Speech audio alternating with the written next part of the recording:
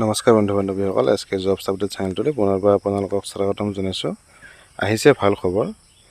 TET কাম যি recruitment examination অনুষ্ঠিত হৈছিলে এইবাৰ, ইয়াতে যিসকল বন্ধু বান্ধৱীয়ে এইবাৰ পাছ কৰিব পৰা নাই বা কোৱালিফাই হোৱা নাই, সেইসকল বন্ধু বান্ধৱীৰ কাৰণে এইটো ভাল খবৰ বুলি ক'ব লাগিব। এইবাৰ যি পৰীক্ষা অনুষ্ঠিত হৈছিলে 9,717টা পদৰ ভিতৰত ইয়াতে জি টিৰ 1487টা আৰু পি জি টিৰ 8,230টা পদ ইয়াতে মুকলি হৈছিলে। গ্ৰেজুৱেট টিচাৰ জি টি আৰু post graduate teacher P G T.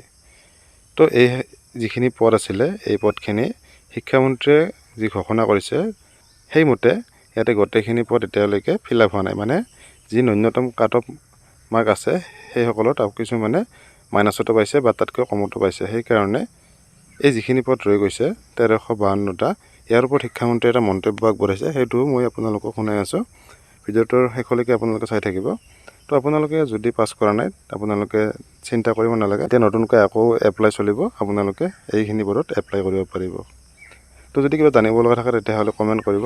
প্ৰায় 1200 পোষ্টৰ কাৰণে আমি ইলিজিবল কেণ্ডিডেটেই নাপালোঁ। গতিকে এতিয়া যদিও আমি এডভাৰটাইজ কৰিছিলোঁ 7,588টা, কিন্তু আমি এতিয়া ডকুমেণ্ট ভেৰিফিকেশ্যনৰ কাৰণে আমি প্ৰাৰ্থী মাতিছোঁ 6,236 গৰাকী, অৰ্থাৎ 1,352।